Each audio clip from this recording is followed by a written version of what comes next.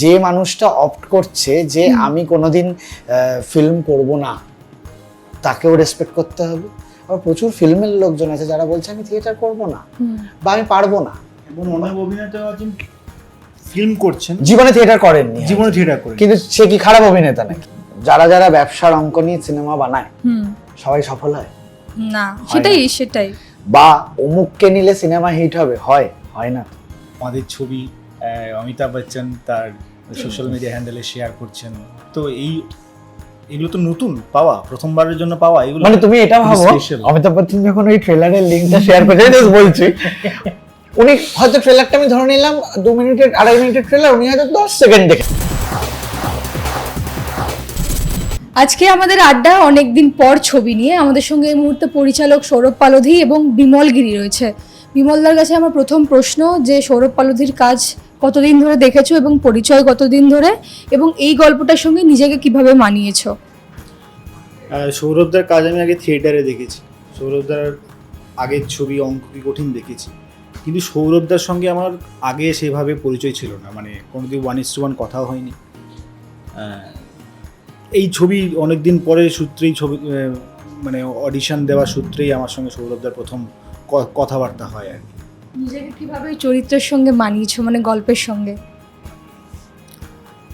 অনেকদিন পরে যে চরিত্রটা আমি পেয়েছি সায়ক, প্রথমত এই চরিত্রটা আমার কাছে খুবই বড় একটা পাওনা, কারণ বিগত দিনগুলোতে আমি যে সমস্ত চরিত্রগুলো অভিনয় করেছি, যে কোনো অভিনেতারই ইচ্ছে থাকে পরের বারে আরও কোনো বেটার সুযোগ পাবো, তো সেই অর্থ ধরতে গেলে এই চরিত্রটা আমার কাছে একজন অভিনেতা হিসেবে আমার পাওনা। আর কীভাবে মানিয়েছি যদি বলো, আমি সায়কের চরিত্রটা যেভাবে এই গল্পে সৌরভদা যেভাবে সায়কের চরিত্রটাকে বলতে চেয়েছে, তো সেই জগৎটা আমার কিছুটা হলেও চেনা, কারণ যে রয়েছে সায়কের জীবনে বা সায়কের গল্পে। আচ্ছা, সায়কের চরিত্রটা যদি আমি বলতে চাই তাহলে বলবো যে ভারসাম্যের লড়াই, যেমন তার কিছু নিজের জীবনে যে রেসপন্সিবিলিটি আছে, সেই রকমই জীবনে অনেক কিছু না পাওয়া স্বপ্নগুলো আছে। তো এই যে রেসপন্সিবিলিটি এবং না পাওয়া স্বপ্নকে পেরিয়ে গিয়ে নিজের জীবনের সুখগুলোকে যদি একটু ভালো থাকা যদি রসদ খুঁজে পেতে চাই, তাহলে তো একটা পারপাসের প্রয়োজন হয়। তো সেই পারপাসটাই খুঁজে বের করার উদ্দেশ্য আর কি। এবং এই চরিত্রটা যে শহরে বড় হয়েছে, কিন্তু তার হয়তো মফস্বল খুবই ভালো লাগে, বা মফস্বলের জীবনযাপন যেভাবে মানুষজন করে সেটাকে সে খুব ভালোবাসে, সেইভাবে তাদের সঙ্গে একাত্ম হয়ে যাওয়াটাই এই চরিত্রটার মূল উদ্দেশ্য, এবং চরিত্রটা সেভাবেই ছবিটাতে আছে আর কি। বিমলদা কি না পাওয়া বা পাওয়ার অঙ্কগুলো কখনো মেলাতে চায় না, একেবারে সবটা ওই ফ্লো বা একটা ধারার মধ্যে দিয়ে জীবনটা চালায়? পেলে ভালো লাগে, না পেলে খারাপ লাগে, কিন্তু ওইটা নিয়ে আমি তো ভাবিও না, ওই ফ্লোতে অন দ্য ফ্লো যেটা হয় সেটাই। পরিচালকের কাছে আমার প্রশ্ন যে আমরা দেখি যখনই বড় ছবি হয়, বড় প্রযোজনা সংস্থা হয়, তখন আমরা দেখেছি বড় বড় কাস্টিং টিমকে নিয়ে আসা এবং একটা জুটি প্রেজেন্ট করা, কিন্তু সৌরভ পালোধি সবসময় অন্যরকমভাবে গল্প বলতে চায়। এবং এই যে স্বাধীন চেতা একটা মন, স্বাধীন চেতা একটা কাজের ধরন তোমার, সেখান থেকে গিয়ে আমরা অঙ্ক কি কঠিন দেখেছি একদম অন্যরকম একটা ঘরানার গল্প। এইবারের গল্প এবং কাস্টিং, চিত্রাঙ্গনাকে অনেক দিন পর আমরা তোমার ছবির মাধ্যমে পেয়েছি। এই যে অন্যরকমভাবে ভাবা, যখন আমরা সবাই এক প্রসেস দিয়ে ভাবছি যে বড় কাস্টিং, বড় একটা বাজেটের ছবি, সেখান থেকে গিয়ে অল্প হলেও বা স্বাধীন হলেও অন্যরকমভাবে ভাবার প্রসঙ্গটা কিভাবে নিজের সঙ্গে আসে? দেখো, স্বাধীনভাবে তো সবাই কাজ করতে চায়, কিন্তু সুযোগ পায় না। সত্যি কথা বলতে, এই আমি কপালে বিশ্বাস করি না, কিন্তু আমি খুবই প্রিভিলেজড যে অঙ্ক কি কঠিনের সময়ও রানাদা সেই স্বাধীনতাটা আমাকে দিয়েছিল যে তোর যাকে মনে হচ্ছে ছবিটার জন্য নেই, এবং এখানেও বুম্বাদা সেই স্বাধীনতাটাকে আমাকে পূর্ণ দিয়েছিল যে আমি ওই রনেস অফ দি ফিল্ম, অরিজিনালিটিটা দেখতে চাই, রিয়েলিস্টিকটা। তোর যাদের মনে হচ্ছে না, মানে অ্যাক্টর যাদের মনে হবে, মানে তাতে যদি আমার মনে হতো যে এমন কাউকে নিই যার বা এমন কাউকে পছন্দ হলো বা নিতে ইচ্ছে হলো বা প্রয়োজন মনে হলো, যার হয়তো 5 মিলিয়ন ফ্যান ফলোয়ার, কথা বলছি, তাতেও আমার আপত্তি নেই, কিন্তু গল্পের প্রয়োজনে যেন তাকে নেওয়া হয়, তাকে নেওয়া হবে বলে যেন গল্প তৈরি না হয়, সেইটা আমার কাছে ইম্পর্টেন্ট। তাই আমি এই স্বাধীনতাটা পেয়েছি। সবাই চায় স্বাধীনতাটা, পায় না, আমি পেয়েছি। চেষ্টা করছি সেটা অনেস্টলি সদ্ব্যবহার করার। তো আমি আমার মনের মতন করে কাস্টিং করতে পেরেছি। আর বিমল দার সঙ্গে কতদিনের পরিচয় বা কি কি কাজ তুমি দেখেছো? বিমলের আমি ছবি একটা দুটো তো দেখেইছি, ওর সাথে কথাও হয়েছে সেগুলো নিয়ে। আমার আমার ওর অ্যাপ্রোচটা খুব ভালো লেগেছিল, মানে যেটুকুতে দেখেছি। তারপর আমরা একটা অডিশন করি। তো আমি অনেকজনের অডিশন করেছিলাম এই চরিত্রটার জন্য। তো ওর অডিশনের পর আমার খুব ভালো লাগে। ও বাড়ি থেকেই অডিশন ক্লিপ করে পাঠিয়েছিল, অনেকগুলো ভার্সন পাঠিয়েছিল, আমার এখনো মনে আছে। তারপরে আমরা আবার সামনাসামনি এই ঘরেই ঘটে আর কি।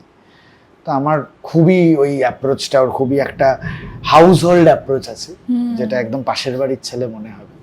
এবং আমার মনে হবে যে এই মানুষটির সঙ্গে আমি খানিকক্ষণ গল্প করতে পারি, কারণ আমার ছবির ধরনটাও তাই, যে এই মানুষটিকে দেখে আরেকটা মানুষের সে মানে সে হয়তো তার অপোজিট সেক্স, কিন্তু তারও যেন মনে হয় যে আমি এই মানুষটার সঙ্গে খানিকক্ষণ গল্প করা যায়, একটু সময় কাটানো যায়। বা আমি বাড়ি থেকে একটা খাবার বানিয়ে আনলে এই মানুষটাকে দিলে এ খেয়েও নেবে, এত ভাববে না যে কখন রান্না হয়েছে, টিফিন কৌটে কি গন্ধ হয়ে গেছে। হয় না, মানে আমাদের স্কুলের সময়ও হতো যে এতক্ষণ বন্ধ টিফিন কৌটো, 4 ঘন্টা পরে বা 3 ঘন্টা পরে খাচ্ছি। একটু অন্য বাড়ির খাবারে একটু অনেক সময় অনেক একটু ঘেন্না বা এগুলো হয়, কিন্তু খুব কাছের হয়ে গেলে আর সেটা মনে হয় না যে আমার জন্য যে সকালেও একটা রুটি তরকারি রেঁধে এনে থাকে, সে তো আমার। তো ওকে দেখে সেইটা আমার মনে হয়েছে। আর আমি জানতে চাই যে এই যে একটা হাউস হোল্ডিং এর ব্যাপার বললে, এবং আমরা গল্পের মাধ্যমে দেখেছি একটা বাড়ির গল্প, একটা অসমবয়সী প্রেমের গল্প, এবং সমবয়সীও প্রেম রয়েছে, খানিকটা মান অভিমান, এতগুলো ইমোশন একসঙ্গে রয়েছে। কোথাও গিয়ে কি এই মুহূর্তে এগুলো সত্যি মানুষের সঙ্গে খুব জড়িয়ে গেছে? এই যে অসমবয়সী প্রেম, দূরত্ব, বা এই মান অভিমান, দূরে চলে যাওয়া, একটুতেই কাছে, মানে হয়তো আমরা একটা সরি বলেও সব কিছু সর্টেড করে নিতে পারি, কিন্তু করি না। এই যে ইমোশনের একটা ডিসব্যালেন্স এবং এই পরিস্থিতি এত রকমভাবে মানুষকে উদ্বিগ্ন করে রাখছে, সেটার জন্যই কি এই গল্পটা অনেকদিন পর? হ্যাঁ, এইটা আমার একটাই মূল কারণ ছিল, হচ্ছে আমরা এখন খুব বেশি সেক্লুডেড, সবাই খুব সেলফ সেন্ট্রিক, নিজের ভালো থাকা এটা কেন্দ্র করেই বেঁচে আছে। কিন্তু এটা তো আমাদের সোসাইটি ছিল না। আমরা তো মানে সত্যিই তো পাড়ায় কেউ মারা গেলে ওই সত্যি মানে লোক কমাতে হতো শ্মশানে যাওয়ার জন্য, যে এতজন যাস না, খরচ হয়ে যাবে, মানে এটা লোক কমাতে হতো। বিয়ে বাড়িতে লোক কমাতে হতো, বরযাত্রীতে লোক কমাতে হতো।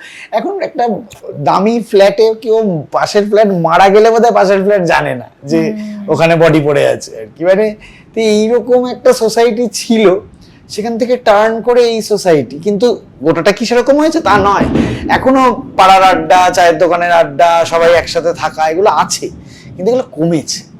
তো আমি ব্যক্তিগতভাবে সেগুলো এখনো খুব ভালোবাসি। নিজে এখনো পাড়ার আড্ডা দিই, গল্প করি।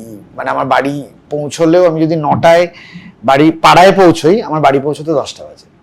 কারণ ওই একটা এই দোকানে একটু চা খেলাম, ওই দোকানে একটু বসলাম, এইটা এখনো আমাদের পাড়ায় আমরা বাঁচিয়ে রেখেছি আর কি। এখন তো এই যে ওয়ার্ল্ড কাপ ফুটবল চলছে, মানে এখন তো 8:30টায় ঢুকলে 10:30টায় খেলা থাকলে 10:30টাতেই বাড়ি ঢুকবো আর কি। মানে তার আগে ঝগড়া, তর্ক, আর্জেন্টিনা ব্রাজিল, মার কাট চলছে, কিন্তু এইগুলোই তো দরকারি।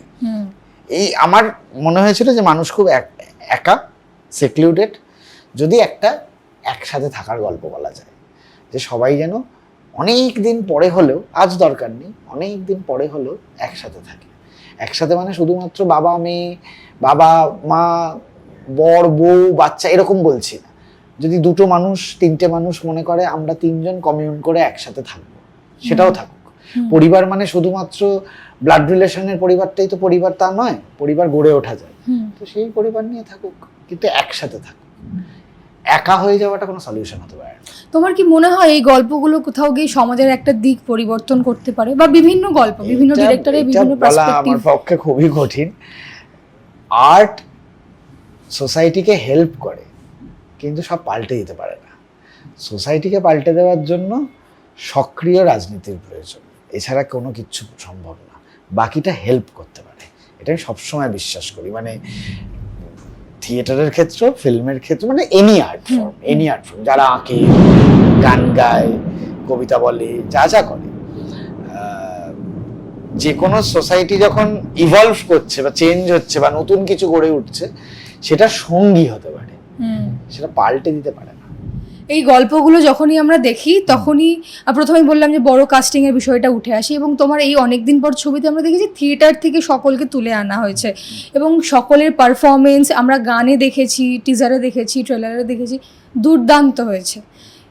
তুমি কিভাবে অভিনেতা বাছো, বা একটা ডিরেক্টরের চোখে অভিনেতা কিভাবে নিজেকে ডেসক্রাইব করতে পারে, বা বিমল দাই নিজেকে কিভাবে দেখালো, বা তুমি কিভাবে দেখলে?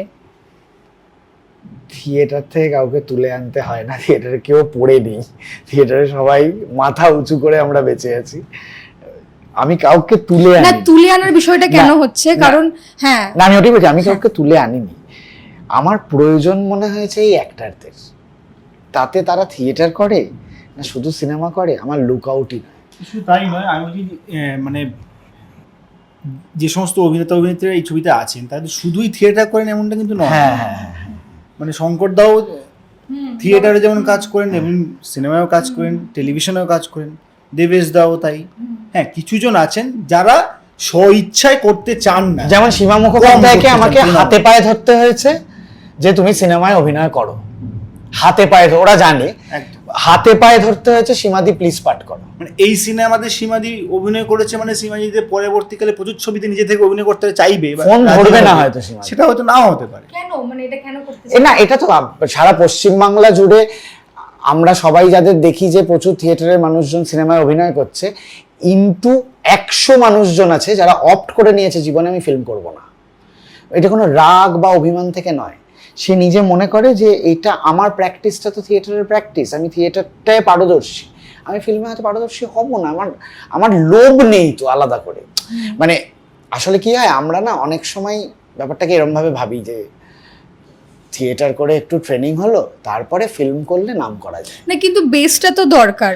না, বেসটার শব্দটা নয়, আমার বক্তব্য হচ্ছে থিয়েটারের ট্রেনিং থিয়েটারকে সার্ভ করা যায়, ফিল্মেরও ট্রেনিং দরকার ফিল্মকে সার্ভ করার জন্য।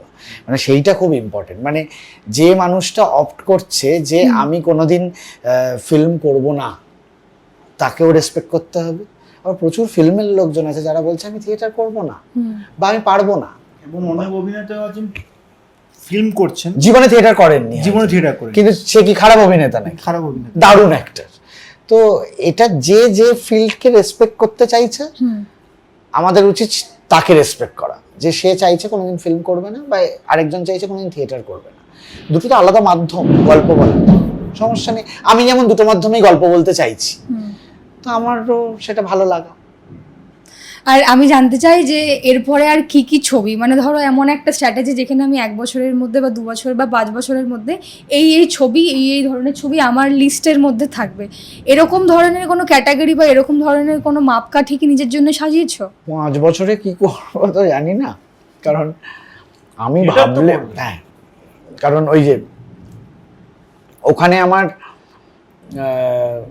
একটা ছবি বানাতে গেলে তো আমার অর্থ দরকার, আমার কাছে তো টাকা নেই, আমার প্রযোজক দরকার যে আমাকে ভরসা করবে। থিয়েটারের ক্ষেত্রে আমার নিজস্ব একটা সংগঠন আছে, এখানে আমরা নিজেরা ডিসিশন নিয়ে একটা প্রোডাকশন তৈরি করতে পারি, বা অর্থ জোগাড় করে নিজেদের যতটুকু এত বছরে অর্থ সঞ্চয় দলের অ্যাকাউন্টে হয়েছে তাই দিয়ে আমরা নিজেরা প্রযোজনা তৈরি করতে পারি। কিন্তু সিনেমার ক্ষেত্রে তো আমার প্রযোজক দরকার। মানে একজন রানা সরকার, একজন প্রসেনজিৎ চ্যাটার্জি আমার দরকার, যে বলবে তুই বানা, ভরসা করবে। তো আমি প্ল্যান করে তো কিছু হবে না, এইরকম মানুষরা যদি এগিয়ে আসে তাহলে আমাদের প্ল্যানগুলো সফল হবে। আমার তো ভাবনা আছেই স্বাভাবিকভাবে, আমি লিখতে ভালোবাসি, আমি যখনই স্কোপ পাই কোনো গল্প বা একটা ক্রাক্স অফ দি স্টোরি কিছু তো নিজের ল্যাপটপে নিজের মতন করে লিখে রেখে দিই, পরে ডেভেলপ করব, এরকম হয়। বা গোটা স্ক্রিপ্টও লেখা, তো আমার তো ইচ্ছা বানানো, কিন্তু পেলে তো আমি তো পাই না, চট করে পেলে বানাবো। মানে আচ্ছা, আমাদের একটা ইন্ডাস্ট্রিতে বলা হয় যে নতুন যারা ডিরেক্টর বা প্রডিউসার, নতুনদেরকে কখনোই কাজে দেওয়া হয় না, আগে প্রুফ করতে হয় তারপরে কাজ দিতে হয়। আমি কোন মুখে বলবো, আমি তো পেয়েছি। হ্যাঁ, সেটাই আমার বক্তব্য, যে এটা কি মিথ না, এটা শুধুমাত্র মানে এটা সবার জন্য নয়। না মানে মিথও বলবো না, সত্যি যারা এই অ্যালিগেশন করছে নিশ্চিত তারা ফেস করেছে, না হলে হঠাৎ করে এরকম অ্যালিগেশন আনবে কেন? এবং আবার এটাও সত্যি যে সবাইকে যদি সুযোগ দিতে শুরু হয়, যে একবার সুযোগ দিয়েই দেখি না করে যদি সুযোগ দিতে শুরু হয়, টাকাও তো আর ছেলে খেলা নয়। হ্যাঁ, মানে একটা ব্যারিয়ার প্রযোজককেও ভেবে ডিসাইড করতে হবে যে কার পেছনে, কার জন্য লগ্নি করবে, কার জন্য টাকা খরচ করবে। কিন্তু আবার এটাও সত্যি, বহুজন ভালো গল্প নিয়ে, ভালো মেকিং এর পসিবিলিটি নিয়ে ওয়েট করে আছে।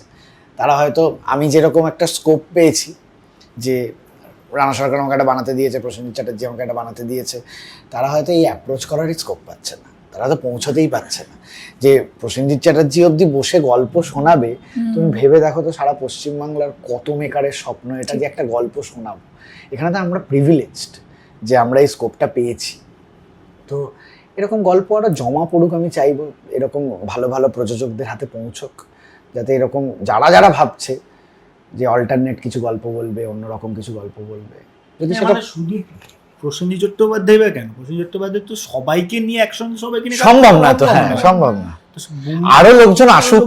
হ্যাঁ, আর এই যে বুম্বাদার সঙ্গে ছবিটা, আমি জানতে চাই যে বুম্বাদা তুমি মিলে কি এটা আগে ডিসকাস করে নিয়েছিলে যে ব্যবসা কতখানি করবে আমরা দেখবো না, গল্পটা কতটা মানুষকে ভাবাচ্ছে, এবং 3-4 বার করে দেখার পর গিয়ে যে ব্যাপারটা বুঝতে পারবে, বা ধরো একবার দেখলো, কেউ অধিকবার দেখলো, ব্যাপারটা কি এরকম ছিল নাকি ব্যবসার অঙ্কটা ছিল মাথায়? আচ্ছা, একটা কথা বলো তো, যারা যারা ব্যবসার অঙ্ক নিয়ে সিনেমা বানায় সবাই সফল হয় না? সেটাই বা অমুককে নিলে সিনেমা হিট হবে, হয় না তো। তাই এইটাতে আমাদের একটা সুবিধা ছিল, প্রসেনজিৎ চ্যাটার্জি আমাদের এগুলো ভাবার দিকে ঠেলেনি, একেবারে ঠেলেনি। আমরা স্বাধীনভাবে একটা ভালো ছবি বানানোর চেষ্টা করেছি। এবার সেটা লোকে দেখে, লোকমুখে ছড়িয়ে, যদি যেভাবে মানুষজন দেখছে বা লোককে বলছে, তাতে যদি ব্যবসা বাড়ে, আমি চাইবো বাড়ুক, কারণ একজন প্রযোজক এটার পেছনে টাকা দিয়েছে। সেটা ব্যবসা হলে আমি তার কাছে দাবি করতে পারবো, দাদা আরেকটা বানাই, মানে আমারও তো একটা বলার জায়গা তৈরি করতে হবে। তো আমি চাই, আমরা কাজটা করেছি অনেস্টলি, একটা গল্প মানুষের কাছে বলার চেষ্টা করেছি, যে এটা মানুষের চেনা গল্প, কোনো এমন একটা গল্প বলেছি তাক লাগিয়ে দিয়েছি নয়, এমন একটা গল্প যেটা আপনি রোজ সকাল বিকেল রাত্রি আপনার আশেপাশে সবাইকে দেখতে পান, প্রতিটা মানুষকে চেনেন, এইটা ইম্পর্টেন্ট। তো ব্যবসা নিয়ে ভেবে সিনেমা বানানোর প্ল্যান করলে বোধহয় বিপদ, তার থেকে ভালো সিনেমা বানিয়ে সেটাকে কি করে ব্যবসায়িক করে তোলা, মানে সেটাকে কি করে ব্যবসায়িক করে তোলা যায়, সেই প্ল্যানটা করা বোধহয়। তুমি কি ভাবো এই বক্স অফিস বা এই যে ছবির ব্যবসা কত দূর হবে, এগুলো নিয়ে সমস্ত কিছু? ছবি বানানোর সময় তো ভাবি না, ভালো ছবি বানানোর চেষ্টা করি, তারপরে আমি ভাবতে বসি যে এবার আর কি করতে হবে বলো ছবিটার জন্য। এই যে তোমাদের এখানে ইন্টারভিউ দিচ্ছি, দুটো আরো লোক দেখবে, শুনবে, যদি আরো দুটো লোক দেখতে যায়, এটাও তো আমার কাছে ব্যবসা, এটাও তো আমার কাছে মনে হবে যে আমি পারলাম কিছু একটা করতে। কারণ এখন তো আমার ছবি বানানোর কাজটা শেষ, ছবি তো হলে, আর তো ছবি নিয়ে আমি কিছু করতে পারবো না, মানে ইট ছুঁড়ে দিয়েছি, তো রিটার্ন করতে পারবো না। তো এখন যেটা করতে পারবো, এই তোমাদের মাধ্যমে তোমরা যদি আর একটু বেশি করে পৌঁছে দাও, ব্যাস ব্যবসা। আর আমার তোমার কাছে শেষ প্রশ্ন, যে অনেক নাম হতে পারতো, সেখানে অনেক দিন পর কেন? ওই যেভাবে এই নামটা একদম অন্যরকম ভাবে একটা প্রসঙ্গে আসছে বারবার, অনেক দিন পর, মানে আমরা যখন আমি যখন বললাম যে অনেক দিন পর ছবি নিয়ে আড্ডা দেবো, অনেক দিন বলেও ফেললাম। হ্যাঁ, আমার এটা মনে হয়েছে একটাই, যে ভালো থাকাগুলো এক্ষুনি দুম করে হয় না, অনেক দিন পরে গিয়ে হলেও ভালো থাকা হয়। মানে এই অনেক দিন পরের জার্নিটা আমাদের জীবনে খুব দরকারি, অপেক্ষা করতে হবে, ভালো থাকা হবেই, সেটা হয়তো অনেক দিন পরে হবে, অনেকটা জার্নি করা হবে। তো নাম তো একটা অদ্ভুত জিনিস, মানে এটার বদলে একটা অন্য নাম থাকলেও তোমার এই প্রশ্নটা রয়েই যেত যে না, কিন্তু নামটাই এত আনকমন যে সমস্ত বিষয়ে অনেক দিন পর প্রসঙ্গটা চলে আসছে। মজার আমার খুব আনন্দ লাগছে, এতটা ভেবে করিনি, কিন্তু তারপরে দেখছিলাম অন্য লোক হয়তো অন্য কারণে কিছু একটা লিখেছে, আমার মনে হচ্ছে আমাদের ছবি নিয়ে লিখেছে, মানে এটা আমার খুব ভালো লেগেছে ব্যাপারটা, আমি এতটা ভেবে করিনি। হ্যাঁ, মানে যে কোনো প্রসঙ্গে আসছে অনেক দিন পর, কোথায় দেখা হয়ে, মানে কোথায় এটা দেখা হয়েছে অনেক দিন পর, সেটা মজার। হ্যাঁ, সেটা মজার। বিমলদার কাছে আমি জানতে চাই যে এই যে সৌরভ পালুধিকে নিয়ে আমরা ভাবি যে খুব সিরিয়াস একটা লোক, ঠিক আছে, কারণ তার আমরা তাকে দেখেছি বিভিন্ন কাজের মাধ্যমে, তখনই খুব সিরিয়াস ভাবে। সত্যি কি মানুষটা সিরিয়াস, না একটা বন্ধু এবং তোমাকে যেটা বললো যে বাড়ির পাশের ছেলের মতো তোমাকে দেখেছে, তুমি কিভাবে দেখেছো? সিরিয়াস মানে সৌরভদা যখন কোনো একটা কথা বলছে, সেটা রাজনৈতিক হতে পারে বা সেটা কোনো ছবি বিষয়ক কোনো কথা হতে পারে, তো সেটা সৌরভদা তার নিজের বোধ, নিজের বুদ্ধি, তার নিজের সাথে রাজনৈতিক চিন্তা ভাবনা, সেইটা একটা দৃষ্টিভঙ্গি রেখে বলছে। সেটা সিরিয়াস কি বেশ সিরিয়াস সেটা জানে, সেটা লোকটাকে ঠিক কথা বলছে, যে কতটা গুরুগম্ভীর সিরিয়াস হয়ে বলছে, সেটা আমার কাছে ইম্পর্টেন্ট না। আর 2 নম্বর হচ্ছে একদম সৌরভদা ওই রকমই মানুষ নয়। কারণ আমি প্রথম ভেবেছিলাম হয়তো যে কোনোদিন একটা মানুষের সঙ্গে আগে কাজ করিনি, কথা বলিনি, সে তার সঙ্গে আমি কীভাবে আমার কনফিউশনগুলো ক্লিয়ার করব, সেইটা আমার সম্পূর্ণ ধারণা একদম 100 ডিগ্রি উল্টে গেছে ওয়ার্কশপে এসে। দিনের পর দিন ওয়ার্কশপ করে মনে হয়েছে যে এই চরিত্রটা ছবিতে বা তার কাজে যে যে মুহূর্তগুলো তৈরি করে, সেটা পুরো অ্যাক্টার্সদের সঙ্গে আলোচনার মাধ্যমে হয়, এবং সেই কমফর্টনেসটা বা সেই এই যে কোলাবোরেশনটা আমরা করেছি, সেটা পুরোটাই হচ্ছে সবার সঙ্গে সবার একটা স্ট্রং কমিউনিকেশন থাকে বলে সেটা সম্ভব হয় আর কি। এবং সেই ভাইবটা, পজিটিভ ভাইবটা আমি শুরু থেকে এখনো অবধি পাচ্ছি আর কি। বিমলদা, তোমাদের যা কাস্টিং রয়েছে সবার মধ্যে হাড্ডাহাড্ডি লড়াই হতে পারে, হ্যাঁ, মানে এক একজনের থেকে ভালো, এরকমভাবে আমরা দেখছি। এবং কাস্টিং নিয়ে সত্যিই ভাবছি যে কি করে সম্ভব হলো, কাকে ছেড়ে কাকে দেখবে, এটা ওয়ার্কশপ চলাকালীন কে কিভাবে ফেস করেছো? আমার সঙ্গে হাড্ডাহাড্ডির লড়াই, কারণ সবাইকে দেখুক, কাকে ছেড়ে, কারণ এক একটা কাস্টিং এবং কাটতে হবে না, সবাইকে দেখুক। হাড্ডাহাড্ডি লড়াই তো বিমলগিরির সঙ্গে শঙ্কর দেবনাথের হতে পারে না, বা ভাবনা চিন্তা করে একটা পাপ কাজ হবে আমাদের। হ্যাঁ, মানে আমরা সবাই মানে প্রত্যেকে, তবে হ্যাঁ এটা ঠিকই, মানে এটা যেমন একদিক দিয়ে আমার কাছে খুবই টেনশন যে ছবিতে শঙ্কর দেবনাথ, সীমা মুখোপাধ্যায়, সঞ্চিতা দি বা সঞ্চিতা দি বা দেবেশ দা বা স্বাতী দি বা চিত্রাঙ্গদা, এদের মতো অভিনেতা অভিনেত্রীরা আছেন, তাদের সঙ্গে কি আমি পেরে উঠতে পারবো, সেটা এমন টেনশনের বিষয়।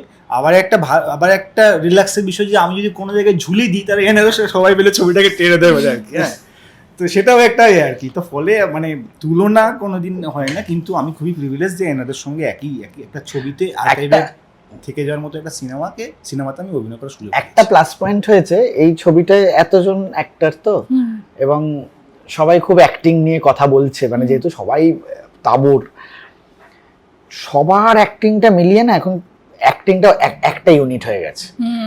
কারণ এই ছবিটায় এই অ্যাক্টরদেরকে নিয়ে একটা সুবিধা হচ্ছে, এদের মধ্যে কারোর মধ্যে এটা নেই একটা সিনে আমি তোকে খেয়ে নেব, এইটা নেই।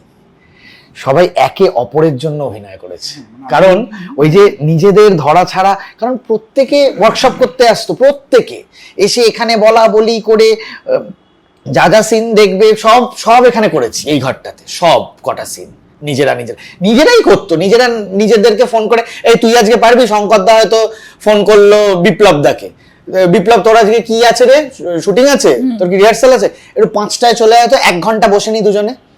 এটা একটা আমাদের ডেট নিতে হয়নি, ওরা ফোনে ফোনে করে নিয়েছে নিজেরা বলা বলি করবে বলে। আমি প্রেপ করতে এসে দেখছি ওরা ওয়ার্কশপ করছে। এক একদিন হয়েছে শঙ্করদা বিপ্লব দ্বারা আছে, আমি নেই, ওরা করেছে এখানে বসে নিজেরা। আমি বলছি এইটাতে হচ্ছে আমার সুবিধা, যে সবাই সবার জন্য পাঠ করছে।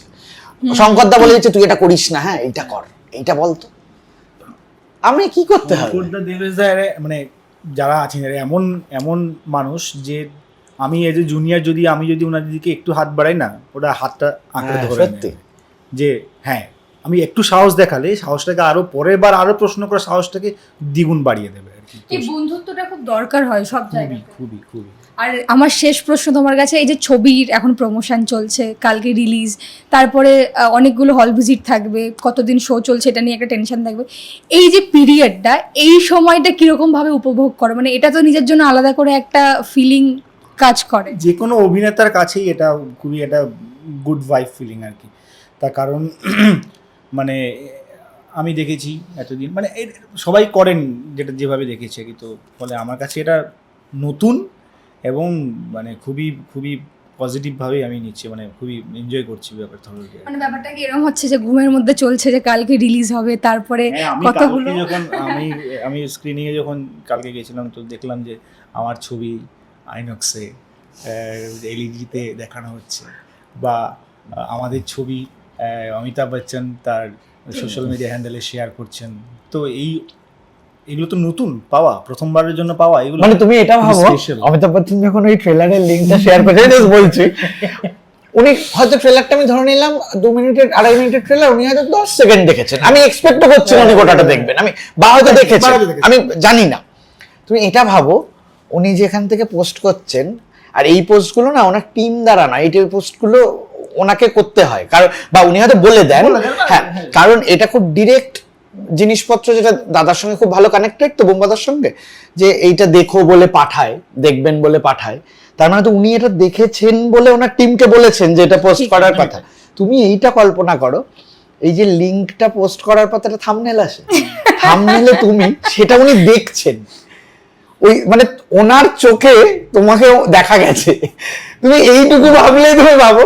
মানে কি বলবো, মানে আমি সৌমিতকে ফোন করে বলেছিলাম, দেখ আর কিছু ভাবিস না, দেখ ওখানে লেখা আছে পরিচালনা, ওই যে গল্প সৌমিতদের, সৌরভ পালদি, পরিচালনা সৌরভ পালদি, তার মানে তুই ভাব যেটুকু পোস্ট হয়েছে ওইটার মধ্যে আমাদের নাম আছে, তোরা কি চাই? হ্যাঁ, মানে বিশাল, মানে অমিতাভ বচ্চনের পোস্ট খ্যাত লেখক, এরকম ভাবে আমরা বলতে পারবো নিজেকে। ট্রেলারটা হয়তো অমিতাভ বচ্চনের পোস্টে হয়তো ফাহাদ ফাসিলও ট্রেলারটা দেখে থাকতে পারে, ফাহাদ ফাসিলও ট্রেলারটা দেখে থাকতে পারে। তো এটা তো আমার কাছে একটা বড় স্বপ্ন পূরণ হওয়ার মতো ব্যাপারটা আর কি। ভগবান যে অমিতাভ বচ্চন শেয়ার করেছে, নিশ্চয়ই একবার চালিয়ে দেখি, এটা তো আমার ভগবান দেখেছে, আমার কি বলবো, মানে ফাহাদ ফাসিল তোমার ট্রেলার দেখে বাস হয়ে গেল, ডান। আর কি আমরা, আচ্ছা এটা তো একটা অ্যাচিভমেন্ট, এই অ্যাচিভমেন্ট গুলো নিয়ে কি ভাবো, না এই অ্যাচিভমেন্ট গুলো শুধু উপভোগ করো? মানে সত্যি কথা বলতে কি, আমি মানে উপভোগ তো অবশ্যই করবো, কেন করবো না। এটা এই মুহূর্তটা যখন আমার কাছে এসছে, একদিনে তো আসেনি, তো ফলে আমার কাছে যখন এসছে সেটা আমি উপভোগ করবো। আর অত ভাবি না, মানে এমনটা নয় যে অনেক দিন পর ছবিতে আমি একটা বড় চরিত্র পেয়েছি, মানে পরের দিনগুলোতে আমার জীবনযাপন সবকিছু, আমার দুনিয়াটা পাল্টে যাবে, সেটা তো হবে। হ্যাঁ হ্যাঁ হ্যাঁ, স্পেশাল প্রথম মুহূর্তগুলো স্পেশাল, যে কোনো প্রথম প্রেমও যেমন স্পেশাল হয়, যেমন এই ঘটনাগুলো প্রথম স্পেশাল। তো এই জিনিসগুলো আমি উপভোগ করছি, আমার ভালো লাগছে, এইটুকু বলতে। আর বেশি কিছু বলার মতো ভাষা নেই, মানে কিভাবে এক্সপ্রেস করবো আমি জানি না। হ্যাঁ, আপ্লুত। আজকের আড্ডা আমরা এখানে শেষ করব। অনেক দিন পর আমরা একটা ভালো ছবি নিয়ে আড্ডা দিয়েছি, ছবি আসছে আপনাদের নিকটবর্তী প্রেক্ষাগৃহে, আপনারা দেখুন, আমাদেরকেও জানাবেন কেমন লাগলো, আর আজকের আড্ডা কেমন লাগলো অবশ্যই জানাবেন। টলিউড ফোকাস কলকাতা চ্যানেলটি আপনাদের ভালো লেগে থাকলে লাইক করুন, সাবস্ক্রাইব করুন এবং অবশ্যই আপনাদের পছন্দের ভিডিওটি শেয়ার করুন। Tollywood focus Kolkata.